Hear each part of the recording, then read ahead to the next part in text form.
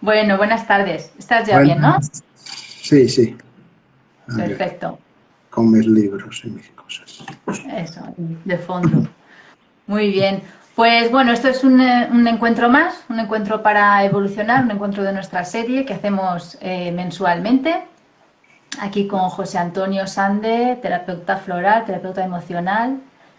Y yo, antes de que entremos en materia, que este trimestre estamos tratando la educación emocional infantil, he visto que ha sacado un nuevo libro. Sí, pues mira, aquí lo tengo, Eh, tengo la prueba. Cuéntanos brevemente. Bueno, felicidades. Gracias, gracias. Mira, este. Protocolo secreto de un terapeuta emocional. O sea, ya Sí. no será muy secreto a partir de No, ya ahora. no. Ya no. Ya no. Ahora ¿Qué ya trata? depende de cómo se aplique. El libro Sí, ¿no? son. ¿Tú te acuerdas de que tenía un protocolo de preguntas que le hacía Mm, a los pacientes? Bueno, pues el protocolo de preguntas está ahí explicado entero. Bueno, entero, ajá. casi entero. El subtítulo es 444 preguntas para conocerte en profundidad, que son pues, 444 preguntas sobre el mundo emocional, ¿no? Ajá, Y que jolín. el objetivo, y van contestadas, claro, no solo Mm, es pregunta. Y todas están organizadas como la terapia floral, ¿no? 38 estructuras, 7 grupos, y ajá. pregunta por pregunta, pues dentro de la culpabilidad, dentro de la autoestima, dentro del miedo, dentro de la sobreexigencia, y así Mm, va. jolín, menudo trabajazo. Y bueno, está dedicado, o sea, o está enfocado a lo mejor para terapeutas, pero alguien que no sea terapeuta también le puede servir Totalmente. perfectamente.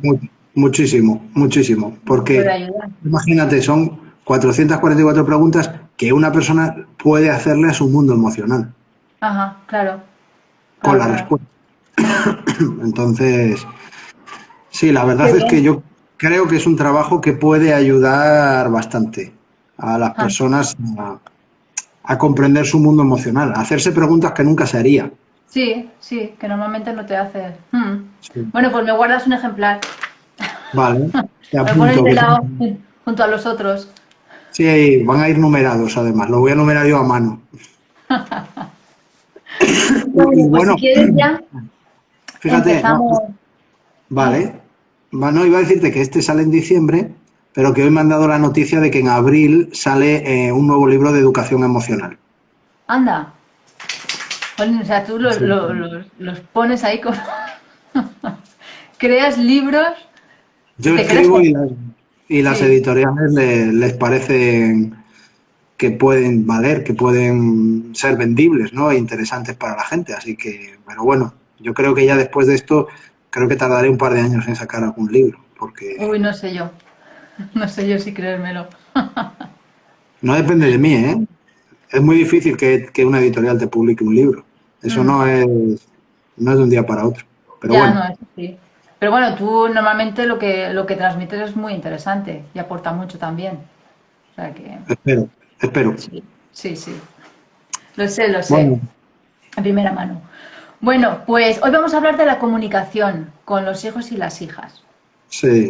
Y yo voy a empezar con una pregunta que parece ser muy obvia, pero ¿por qué es importante aprender a comunicar con los hijos, José Pues Antonio? mira, con los niños en general. Sí. Mm, Eh, Porque una cosa es lo que nosotros decimos y otra cosa es lo que llega al cerebro del niño. mm, Si entre el emisor y el receptor hay una intoxicación o hay una contaminación de la información, por mucho que le digamos a un niño o le gritemos o le amenacemos el mensaje que llega es otro. claro. Entonces se pierde. Es como si estamos hablando con alguien por teléfono, a la otra persona no le llega y luego a los 3 días queremos que esa persona se haya enterado. Es que no me enteré, es que no me funcionaba el teléfono, ¿o no? Mm, Si nosotros comunicamos, la gente, muchas veces los adultos, y ayer hablando con una maestra ha pasado una cosa muy parecida, pensamos que porque digamos las cosas los niños ya las van a recibir, entender, procesar comprender y ponerse a hacerlo, ¿no? Y ya el primer obstáculo está en lo que decimos, en qué decimos, en cómo lo decimos y luego cómo lo traduce el cerebro del niño a su lenguaje. Si no tenemos en cuenta eso, la comunicación no es válida. Si nos pasa entre adultos. Claro. Nos pasa en la pareja, en el trabajo, nos pasa, decimos una cosa, el otro entiende otra, o lo hemos dicho de una manera que el otro no lo ha entendido, y hay una interferencia, un conflicto, un desencuentro. Así que, ¿cómo no va a pasar con los niños? ¿Y cómo tendría que ser esa comunicación? O sea, ¿cómo sería una comunicación, digamos, ideal? O dabas el ejemplo así de un teléfono, ¿no? Entonces, ¿qué interferencias puede haber en una comunicación? Pues mira, déjame que tengo aquí, precisamente, creo que en este libro lo tengo, en uno de los libros de trabajo, y si no tampoco pasa nada, porque me lo sé. Mira, las interferencias pueden ser, primero, que no hablemos el mismo lenguaje que el niño. Es decir, los niños, si nosotros les hablamos muy complicado, por ejemplo,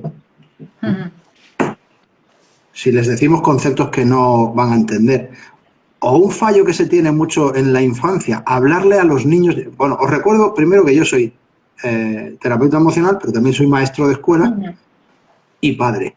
O sea, que no hablo sin ser padre, sin ser maestro, sin ser terapeuta, ¿vale? Que hay experiencia detrás. A los niños pequeños a veces se les habla con un lenguaje infantilizado, un lenguaje en el que no se le da el nombre que tiene a cada cosa, y los niños a veces miran a los adultos como diciendo, pero bueno, ¿qué se piensa? ¿Que soy gilipollas o qué? Porque, ay, es que tráeme no sé qué, hay esta cosita, este no sé qué. A ver, hay veces que hay que hablar con ternura y cariño, pero otras veces hay que hablar con los hijos llamando a cada cosa por su nombre. Porque son los conceptos que le estamos trasladando al cerebro. Eso en el lado este del exceso de amaneramiento, ternura, infantilismo del lenguaje. Y por otro lado, irse al extremo contrario, hablar a los hijos como si hablásemos a un adulto que entiende de todo. A los niños, como una premisa básica, por ejemplo, hay que hablarles mirándoles a los ojos. Eso primero.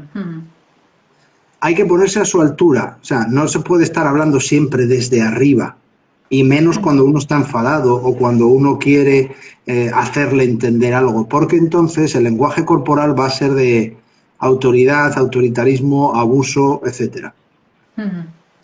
Después, muchas veces los padres se quejan de que les dicen 1000 veces las cosas a los hijos y no hacen caso. Y no se dan cuenta de que este modelo muchas veces lo han creado ellos. Porque un niño se le dice algo y no hace caso, y se lo repiten y no hace caso, y se lo repiten y no hace caso, y se lo repiten y no hace caso, y así hasta el infinito. O sea, para hablar con un niño hay que ponerse a su altura, mirarle a los ojos, eliminar las posibles distracciones. Es decir, si el niño está viendo la televisión, o está con un teléfono móvil, o está con una tablet, eso hay que pararlo y hay que apagarlo. Porque el cerebro del niño, cuando está delante de una pantalla, está totalmente absorbido. Claro. Y su atención está absorbida por esa pantalla, por esos dibujos, por ese juego, y entonces, por mucho que le hable el adulto, no lo va a oír. Así que antes de ponerse a gritar, ¿por qué no me escuchas? O cosas así, es más sencillo, o al menos es más operativo, acercarse y decir, puedes apagar la pantalla, puedes quitar el volumen de la televisión, puedes dejar el móvil a un lado que tengo algo que decirte. Sí, crear las condiciones para una comunicación o una escucha activa también. Claro, claro. Por una parte y por otra, porque a veces Sí. es el niño que habla o se le está hablando al niño mientras el adulto está mirando su móvil. Por supuesto. Ya tenemos estar a su altura, mirar a los ojos, eliminar los factores que pueden ser de distracción. Luego, otro factor importante, no gritar.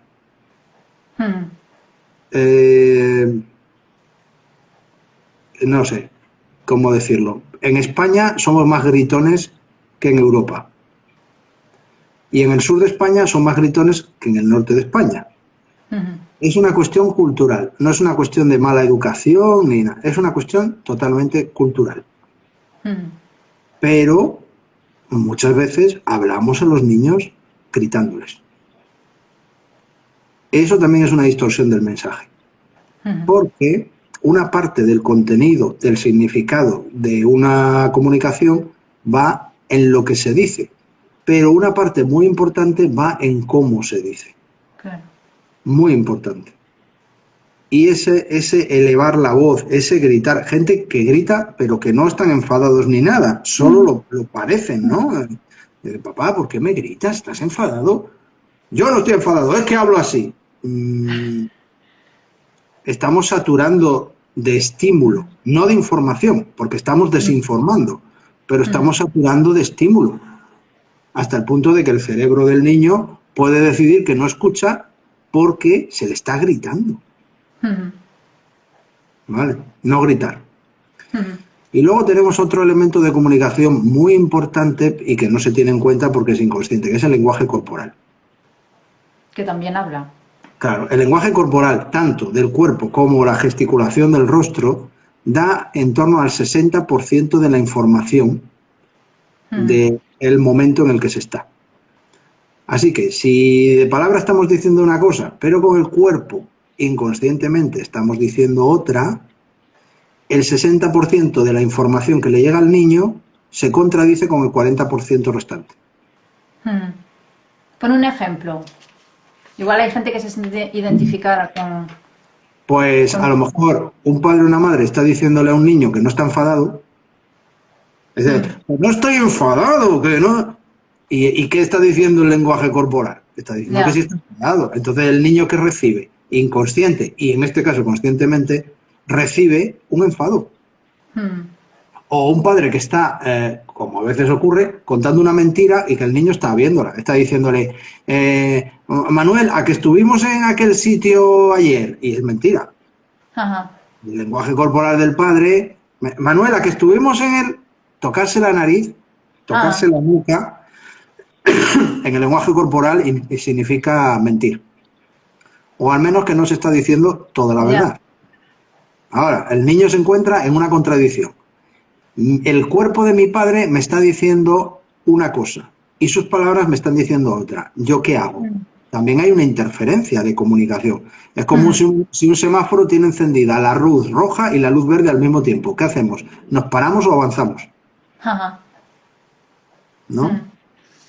Ahí tienes elementos, bueno, y ya cuando estamos hablando de la comunicación con falta de respeto, por supuesto, o sea, eso también interfiere. Comunicación insultando, comunicación faltando el respeto, comunicación, por ejemplo, imperativa. Hay padres y madres que solo se comunican en imperativo. Es decir, trae eso, haz eso, vete aquí, ven para allá. O sea, no tienen, no hay amabilidad, no hay moderación, siempre es exigencia, exigencia y exigencia. Entonces, todo eso al final interfiere en que el niño reciba el mensaje de una manera amorosa, comprensible y también aceptable, porque también el niño, ante una comunicación inadecuada, puede poner una barrera. Claro. Creo que te he resumido algunos puntos. Sí. Lo que hablas de... O sea, me hace pensar en que a veces, por ejemplo, el pedir las cosas por favor o a los niños, ¿no? O dar las gracias, no se hace porque... O sea, esto lo he escuchado yo. No, pero si en familia no hace falta. Ya, sí, eso también lo he escuchado yo. Lo que no hace falta es ser tan exagerados que todo es, ay, por favor, y gracias. Pero en el día a día, en la amabilidad forma parte del aceite que hace que el mecanismo funcione mejor. Entonces, somos muy, bueno, digo somos, no es mi caso, pero ¿qué se dice? No se dice gracias, o sea, de cara al exterior hay que mantener como una especie de pose de buena educación y amabilidad. Pero luego en casa nos pasamos al imperativo. Pásame la sal, tráeme el agua, coge aquel plato. Entonces, no hace falta decir por favor o gracias todo el rato. En vez de pásame la sal, ¿me puedes pasar la sal? Sí. Me acercas, o sea, añadir el tono interrogativo. No es que la persona pueda luego decir sí o no. Dice, como me lo has preguntado, digo que no. No se trata de eso. Pero se trata de evitar el imperativo y meter la amabilidad en la comunicación, sea familia o sean desconocidos. Sí, está claro. Sí.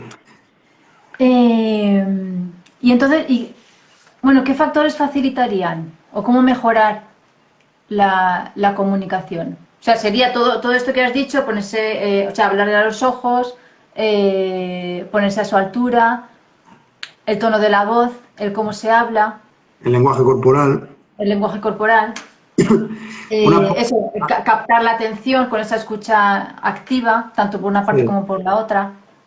Todo sí, eso mejoraría esta comunicación con los mucho, niños. mucho. Otro factor, por ejemplo, es cuando nosotros, como adultos, queremos decirle algo a nuestros hijos, ir nosotros a donde estén ellos. Ajá. No llamarles para que vengan para que nosotros les digamos las cosas. Y que cuando ellos quieran decirnos algo, sean ellos los que vengan y nos lo digan.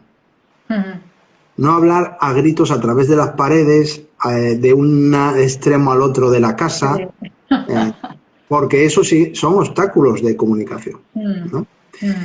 Y luego, una cosa que es muy interesante hacer con los niños es dejarles escucharles hasta el final en sus argumentos.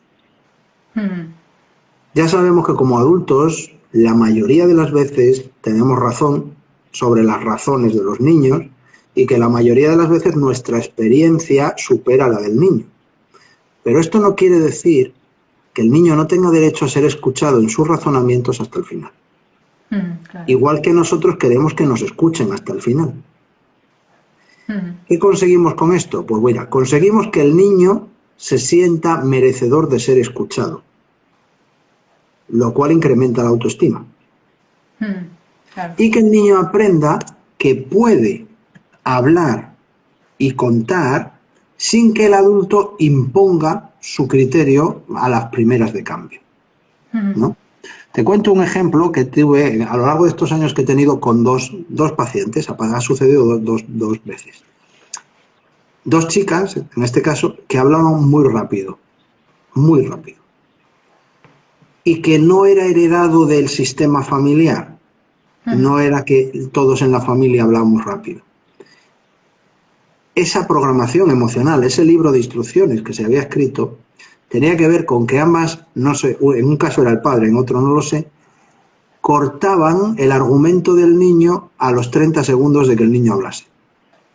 De tal manera que ese niño aprendió que para decir todo lo que necesitaba decir, tenía que decirlo muy rápido, porque si no, la poca paciencia o la tolerancia del padre o la madre hacía que, bueno, ya está bien, tú haz lo que yo digo y ya. Entonces, fíjate tú cómo un programa emocional de hablar rápido está vinculado a una falta de comunicación sana en el sistema familiar. Claro, para que no se te queden cosas en el tintero, hablas muy rápido porque tu padre o tu madre te cortaba y tú tenías cosas que decir. Sí. Y eso lo grabas y te quedas, o sea, y de adulto... Es que ten en cuenta que eso se normaliza, se automatiza y se pasa al inconsciente. Claro. Así que solo con que un padre o una madre tenga poca paciencia a la hora de escuchar al hijo hasta que termine su argumentación, ya crea una interferencia de comunicación, hace que el niño tenga que hablar muy deprisa. Y eso al final es un problema de comunicación, porque ya de adulto, si tiene que hablar muy deprisa, muchas veces tendrá que repetir 2 y 3 veces lo que dice para que se le entienda. Sí. Así que triplica el esfuerzo y merma el resultado. Eso es un ejemplo real, que he tenido 2 veces en consulta. Esto, lo que te digo, enseñar a los hijos que lo que dicen tiene importancia, que sus argumentos son válidos para ser escuchados. Luego se les puede rebatir, se les puede explicar otro punto de vista, pero el niño siempre tiene que tener la sensación real de que el padre o la madre le escucha hasta el final. Y cuando ha terminado, el padre dice, bueno, has terminado, ahora te voy a dar yo mi punto de vista. Es muy interesante ese ejercicio porque a la larga, y esto yo lo puedo comprobar con mi hija que ya es adolescente, a la larga esos hijos aprenden a exponer sus ideas, aprenden a comunicarse, ¿no? Y aprenden a defender sus argumentos. Claro, mientras, no solo en el ámbito familiar, sino al exterior también. Claro, por supuesto, eso se normaliza, automatiza y pasa al inconsciente, lo sano también le pasa, y es proyectado en cualquier aspecto de la vida.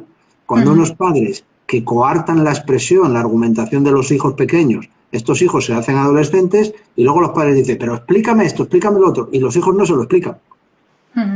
¿Por qué no se lo explican? Porque muchas veces esos hijos de niños fueron coartados y se les impidió argumentar. Y los padres no dejan argumentar a sus hijos hasta los 10 o 12 años porque son pequeños. Y luego a los 13 ya dice, venga, ahora necesito que argumentes. Esto no funciona así. Esto no funciona así porque en el libro de instrucciones durante 13 años se grabó, mis padres no me escuchan, yo no puedo argumentar. Luego hablan con un profesor, hablan con un entrenador, hablan con un psicólogo, hablan con otros profesionales y dicen, es que a mí no me cuenta nada. Y con criterio le podemos preguntar, cuando era pequeño, ¿tú le escuchabas hasta el final? No, sí, es que solo decía tonterías. No decía tonterías, decía argumentos infantiles que merecían ser escuchados. La importancia de todo eso, o sea, de la comunicación. Quería preguntarte, claro, después depende de la edad. O sea, ¿cómo saber comunicar según la edad del niño? O sea, no es lo mismo que tenga, porque bueno, que el niño tenga 1 añito o 2, hay una comunicación también. A lo mejor es más de la expresión corporal o del lenguaje corporal, lo que el niño capta a esa edad, pero eso, a cada edad, ¿cómo acercarse al niño? Pues mira, hablar a los niños con un lenguaje que no sea infantil de este tonto. Sí, con el el tono de voz así. Con todas esas cositas. Hablarles, cuanto más pequeños son, más simples tienen que ser los argumentos. No se les puede poner una frase enrevesada y preguntarles a ellos hasta qué punto han entendido. Dice, ¿has entendido lo que te he comentado? Incluso el feedback. Cuéntamelo tú a mí, ¿qué es lo que has entendido? ¿No? Adaptado a la edad y adaptado a los temas de los niños. En realidad, cuando hablamos con nuestros hijos, muchas veces lo que tenemos que hacer no es hablar nosotros con ellos, es dejar que ellos hablen con nosotros y aprender su lenguaje. ¿Sabes? Nosotros queremos que nos entiendan, ¿vale? Para que coman, para que se vistan, para que se duchen, pero ¿les entendemos nosotros? ¿Les atendemos nosotros? ¿Les escuchamos nosotros? ¿Escuchamos sus historias, sus argumentos, sus pensamientos? ¿O no tenemos tiempo para eso, pero sí queremos que ellos nos obedezcan? Porque hay que diferenciar entre escuchar y obedecer. ¿Vale? A veces dice, es que mi hijo no me escucha. Y cuando lo traducimos, la persona lo que está diciendo es que mi hijo no me hace caso o no me obedece. Son dos cosas diferentes. Tu hijo te puede estar escuchando, pero quizás no está de acuerdo con lo que tú dices. Claro. ¿Le has preguntado si está de acuerdo o no está de acuerdo? ¿Si le parece bien o le parece mal? Esencialmente, Eva, es considerar a nuestros hijos personas con las que nos tenemos y queremos comunicar y que son personas que se quieren comunicar con nosotros. Y si no nos comunicamos de los 0 a los 10 años, luego no pidamos que de los 10 a los 20 se comuniquen con nosotros. No lo pidamos, porque es de los 0 a los 10 cuando se graba el libro de instrucciones.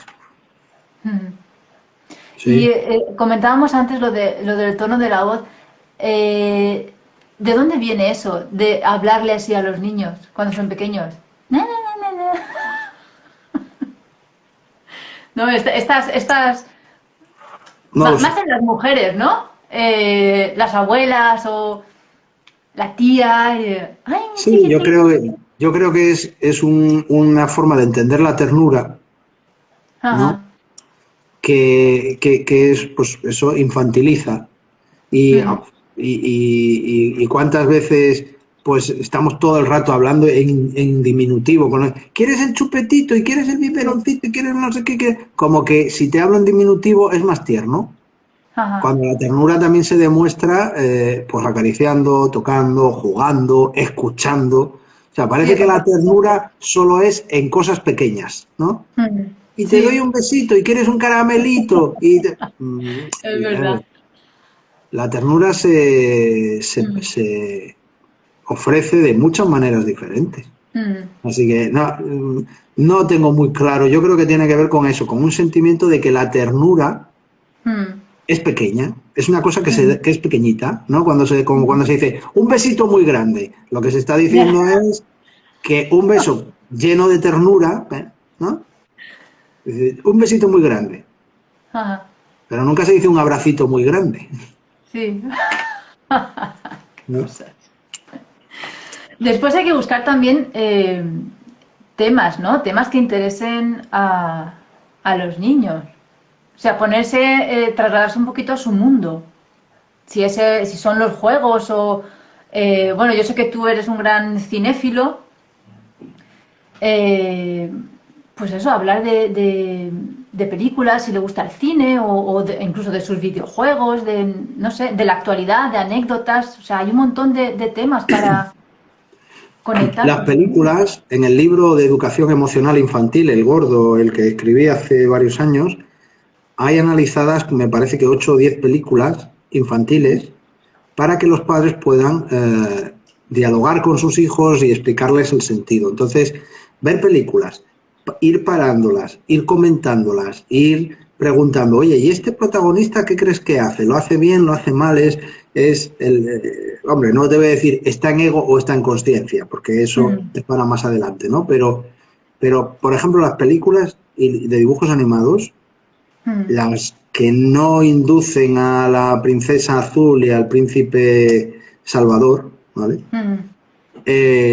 Son una buenísima herramienta para comunicarse con los hijos. Y una película puede uno estar viéndola durante un par de días, Ajá. no da tiempo. La cuestión no es tanto esa como si tenemos tiempo para dedicárselo a nuestros hijos, Mm, ¿sabes? Porque todo esto que estamos diciendo, para ser realistas, tenemos que tener tiempo y primero tenemos que tener tiempo, luego tenemos que tener energía y además, encima de todo eso, tenemos que saber. mm. Ya. Júntalo. Es decir, ya normalmente no se tiene Mm, tiempo porque se priorizan otras cosas, no se tiene energía porque se acaba al final del día gastándola. Y si encima no sabemos, pues ya ni saber, ni poder, ni querer. mm. ¿Sabes?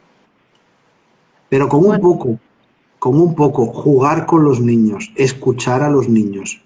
En vez de hablar los padres, dejarles que hablen, escucharles sus historias, sus imaginaciones, lo que nos cuentan, mm, ponernos, ser ese niño que también está dentro de nosotros. mm.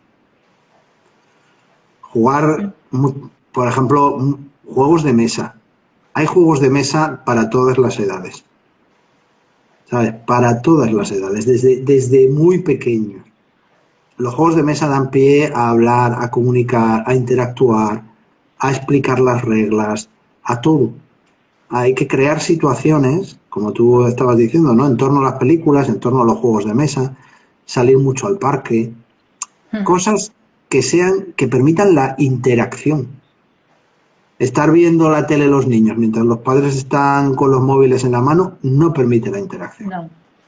Mm.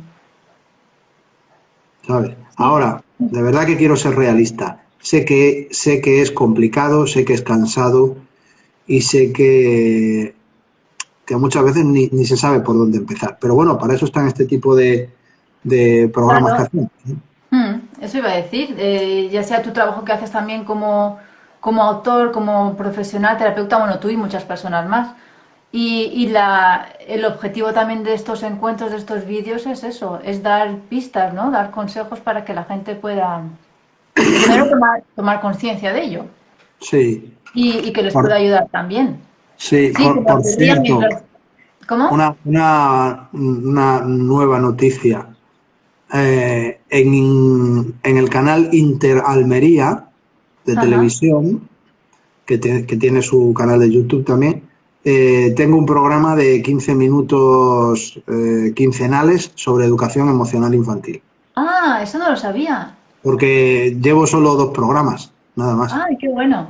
Una entrevista y un programa. Y ya vamos a rodar cada 15 días, va a haber un programa de 15 minutos sobre educación emocional infantil. Un poco muy parecido a lo que hacemos tú y yo.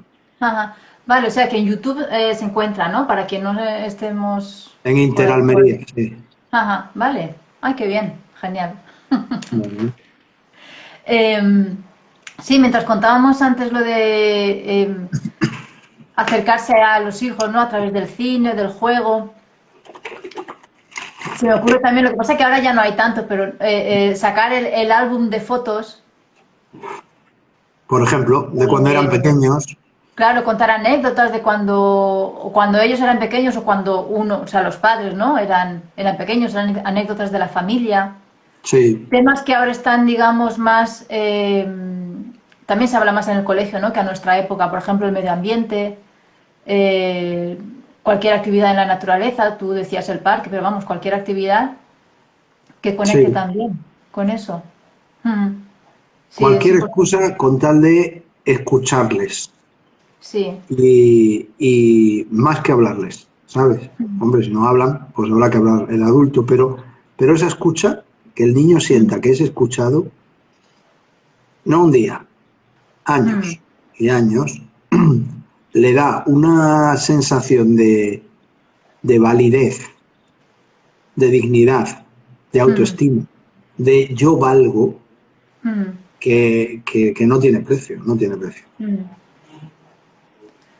¿Y tienes alguna anécdota más? Es que con las anécdotas se hacen... Uh, o sea, es muy visual. pues Porque mira, la gente a veces se ve reflejada, ¿no? En lo que cuentas. sí, pues mira, estos son ejemplos que no es que los cuente un paciente, los cuentan muchos, ¿no? Por ejemplo, Mm, el padre o la madre que siempre su argumento era, ¿tú qué vas a saber? mm, ya. Calla que tú no sabes, ¿no? Mm, O los niños escuchan y callan. O los niños no pueden entrar en conversaciones de adultos. O mm. sea, todo esos mandatos, porque al final se convierten en mandatos. Veo una pregunta ahí que Sí, ahora... sí, estaba esperando a que acabases para... Todos esos mandatos, por ejemplo, se han repetido y se siguen repitiendo. Mm, Entonces, ¿por qué un niño no puede participar de una conversación de adultos? Salvo que mm, sea una conversación de negocios o una conversación, no lo sé, importante. mm. Si nosotros queremos que el niño aprenda a escuchar y a hablar, eso se enseña con el ejemplo. Así que tenemos que aprender nosotros, aprender a escuchar y a darle su lugar. El calla que tú que vas a saber, pero es cierto que el niño igual no sabe de economía o no sabe de los problemas del trabajo, pero esa manera de explicarlo, de aludir a ello, Mm, es humillante, es despectiva, es una falta de respeto. sí, mm, Se completamente. le puede decir, mira, este es un tema que no tiene que ver contigo. Después, si Mm, quieres, te cuento. Pero el calla, ¿qué vas a saber? Tú cállate, mm, ¿no? Pues eso está a la orden del día. mm. Vamos a ver Sí, esta pregunta. sí, nuestra amiga de Chile. Hola, nos dice, ¿cómo corregir a un niño o niña que hace una pataleta agrediéndote y la mamá tiene una actitud pasiva y simplemente dice que es una pataleta, ¿no? Como que no le da importancia a la pataleta. Sí. Bueno, lo primero es ponerse de acuerdo los padres.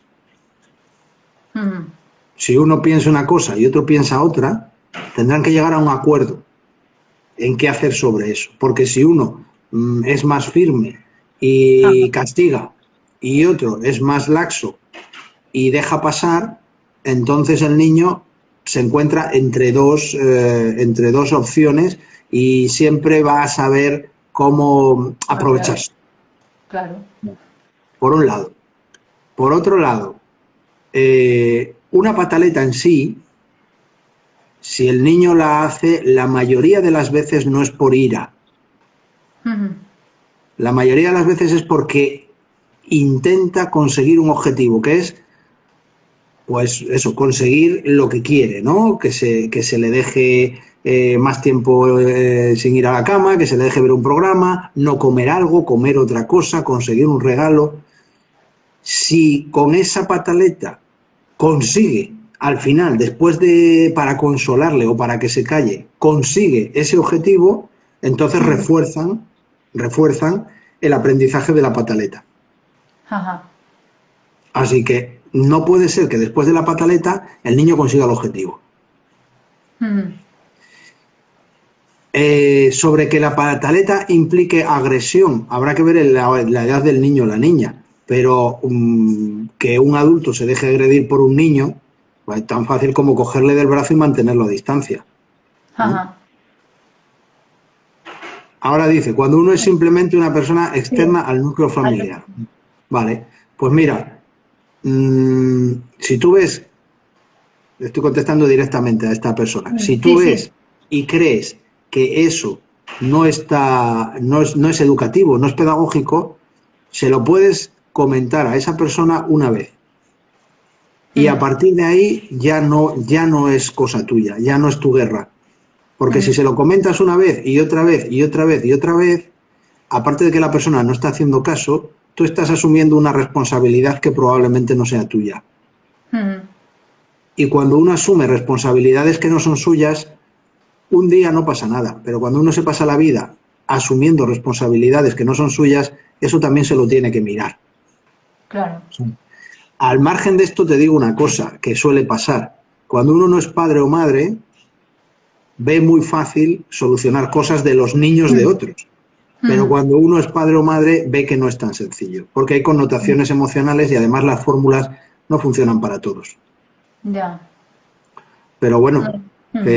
que por favor, haced preguntas, que para eso estamos, Sí, claro. y eso le da mucha vida a todo Mm. este trabajo que hacemos. Sí, si tenéis Eh, alguna pregunta o algún caso en particular que queráis que José Antonio comente, claro lo que escucho sí. sin problema. Mm. Mira, una Dime. cosa sobre la comunicación. Hemos hablado de la comunicación autoritaria. También podríamos hablar de la comunicación excesivamente laxa, ¿no? O sea, Ajá. tiene que haber una firmeza, tiene que haber Mm, unos argumentos claros. A los niños no se les puede hablar con ambigüedades. mm. Hay que decirles las cosas que son y como son en su lenguaje, pero que son y como son. Si andamos con ambigüedades, los niños también tienen sus malentendidos o se aprovechan de la situación. Mm. Luego hay otra manera de comunicar que es de las peores, que es a través del chantaje emocional. O Ah, sea, ya. comunicarse haciendo chantaje. Mm, Es que si no haces esto, es que no me quieres. Anda, tú que me quieres mucho, haz esto otro. O esa manera de comunicar es totalmente insana. mm, Está grabando un lenguaje, está grabando un programa de sentimiento de culpabilidad. mm. O comunicar a través del miedo, ¿no? Ay, ven para aquí, que si no viene el perro y te come. O no cruces la calle, que viene el policía y te... Ya. y estamos, en vez de comunicar de una manera honesta, decir, mira, si cruzas la calle hay peligro para esto, esto y esto. No, estamos utilizando al policía o al perro o al médico con la inyección porque eso da miedo. Entonces, Mm. queremos que el niño entienda el mensaje rodeándolo de miedo. Entonces, no le estamos permitiendo comprender el mensaje. Lo que le estamos ofreciendo es un mensaje que vas a cumplir porque tienes miedo, no porque comprendas los contenidos. Ajá. Con las ¿Sí? consecuencias que eso conlleva para cuando eres más, o sea, eres adulto. Bueno, pues cuando eres adulto, ¿qué lenguaje vas a entender? El del miedo. Claro, el de la amenaza. El de la amenaza, el del chantaje, pero no, el otro lenguaje no te va a funcionar. Mm, claro. Así que fíjate, todo eso son interferencias en la comunicación y los adultos lo hacen de manera inconsciente, natural, normalizada, pero Mm, totalmente normalizada, mm, ¿sabes? O sea, es parte de nuestro libro de instrucciones y comunicamos de una manera insana, de una manera inadecuada, y a no ser que nos graben y que luego, y eso es muy sí. curioso, tú imagínate cuando te graban una conversación, pero luego te la ponen en texto Ajá.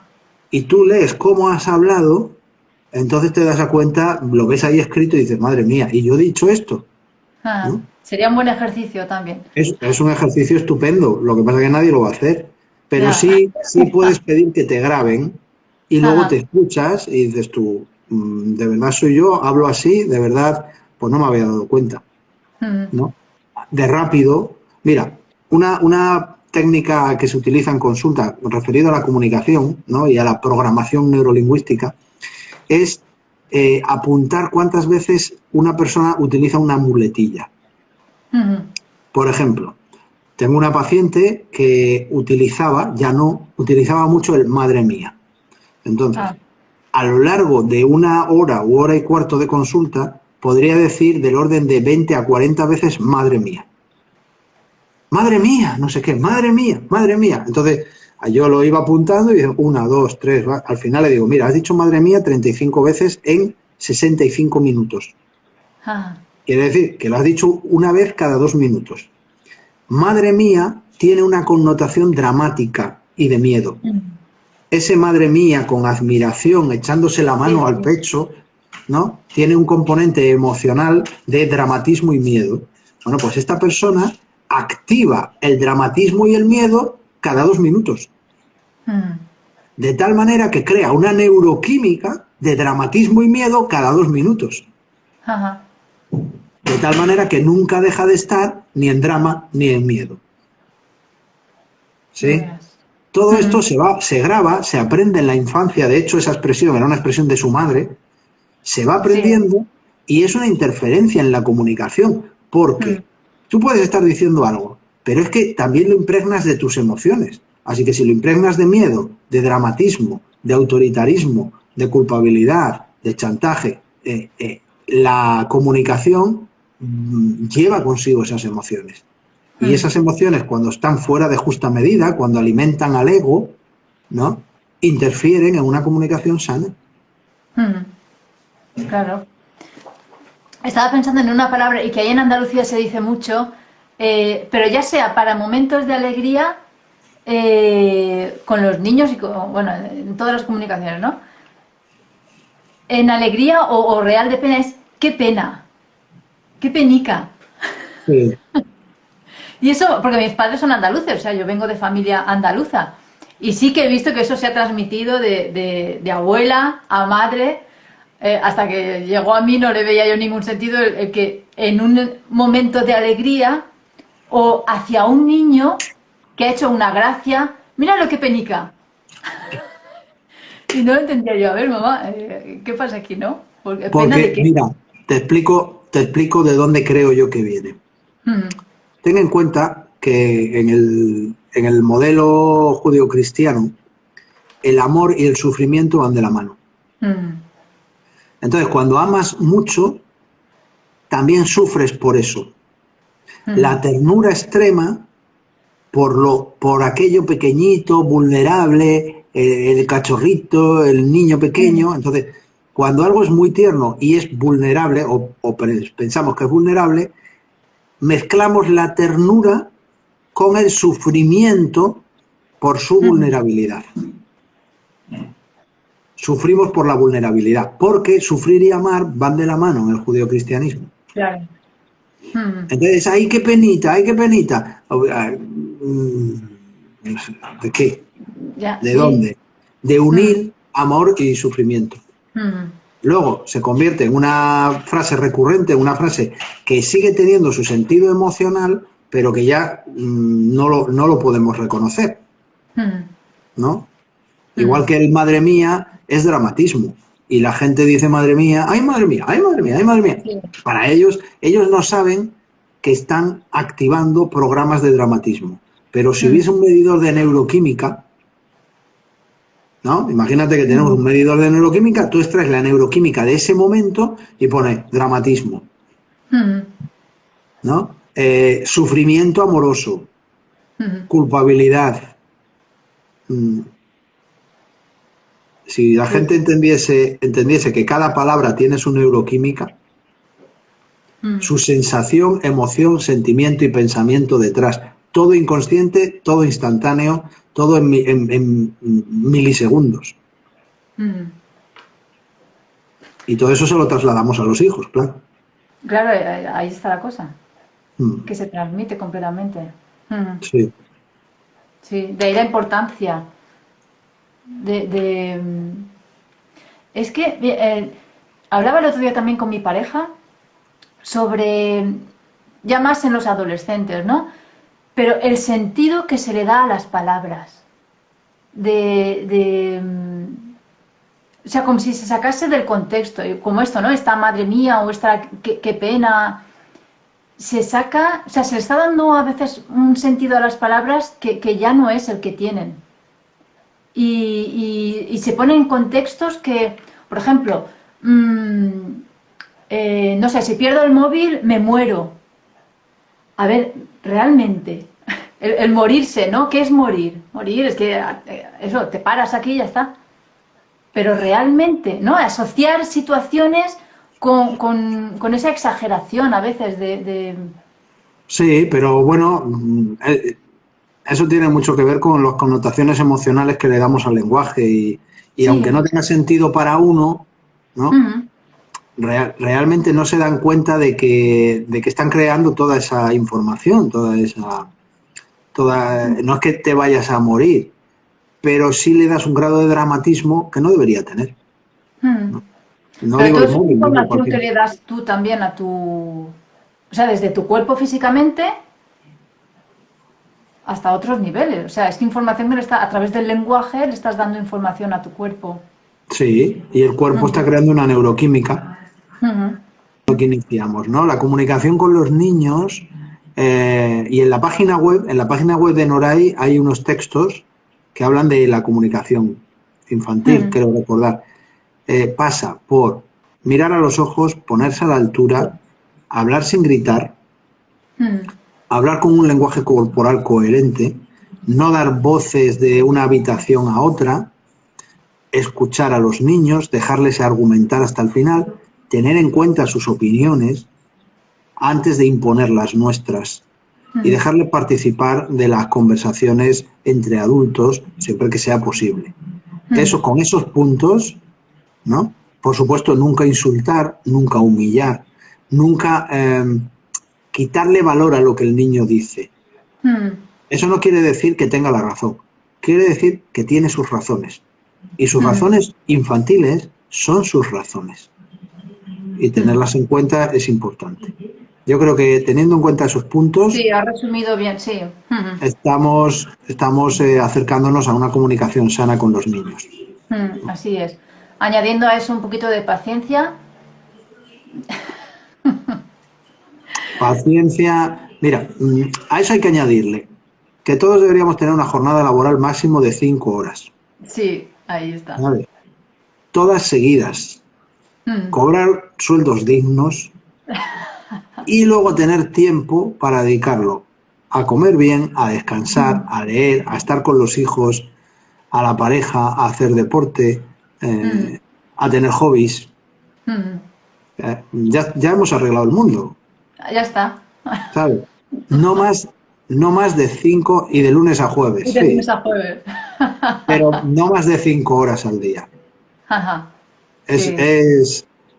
Pero eso no lo vamos a cambiar nosotros, ni nos van a hacer caso. ¿Sabes? Porque no le conviene al sistema productivo. Así es.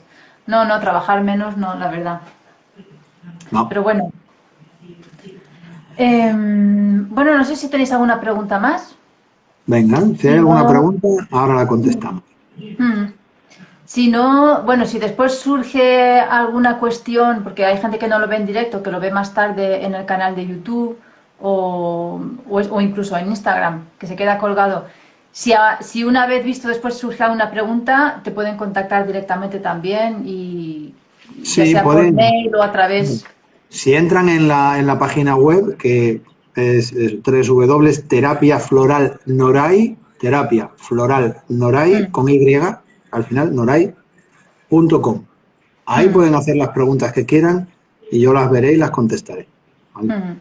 Perfecto. Pues bueno, Bueno, yo creo que la pues gente eh, no tiene ninguna pregunta, así bueno, que nos vamos a ver dentro de 15 días, ¿no? no, dentro de un mes. Ah, Nosotros dentro de es un mes, perdona, mensual. sí, cada 15 días Sí, es el programa de en la televisión. Sí. tele. Mm. Bueno, No, dentro de un mes. nosotros el mes que viene, para acabar este trimestre de Vale, ¿y cuál va a ser el de los temas que educación, tenemos? a ver, que lo tengo aquí. O sea, seguimos con la educación emocional infantil, Sí, pero, a ver, que lo tengo apuntado en algún sitio. Educar entre el amor y la firmeza. vale, de acuerdo. Buen tema también. Muy bien. Y luego para el próximo trimestre, otro tema diferente, Sí, la pareja. la Toca. pareja. Muy interesante también. ¿De acuerdo? Muy Bueno, bien. José Antonio, pues muchas gracias. Y gracias a Sí, todas las personas que habéis estado ahí. Y lo dicho, nos vemos dentro de un mes. de acuerdo. Bueno, muchos Adiós. besos. Chao, José Antonio. Adiós. Adiós.